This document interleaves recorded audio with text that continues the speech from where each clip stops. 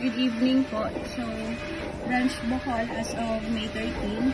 Base sa DMA po namin kanina, ang hindi po natapos is yung kay 7S writer, Erwin Daon. Silang dalawa lang po. Tapos, day off po tomorrow is si Jeffrey Limit po. Tinapos niya po yung pending niya today. So, wala po siyang naiwan na pending na po.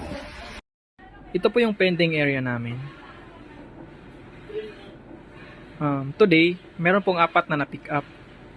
At meron pong 5 na orders na nadagdag. Ito po yung stock room namin.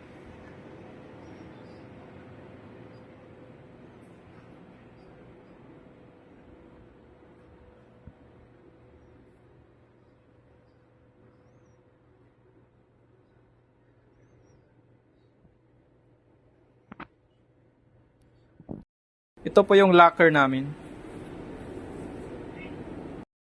Ito po yung basurahan namin. Natapos ko na pong itapon.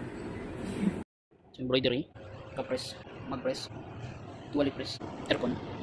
So sa DTF, before tayo magpatay, so head clean muna tayo.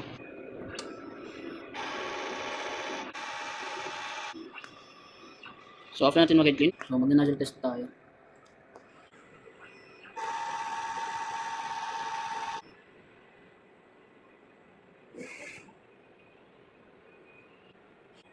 So, check po natin yung nozzle kung buo. And after po, maglalagay na po ako ng solution dun sa may capping station.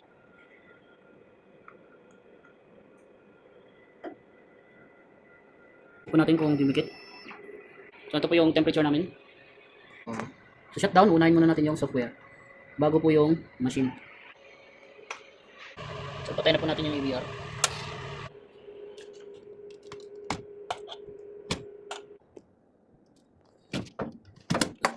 So, yung ilaw sa loob, sublimation printer, sublimation PC, sublimation AVR, maliit na DTF, graphic PC, single press, TV, amplifier. So, yung kiosk.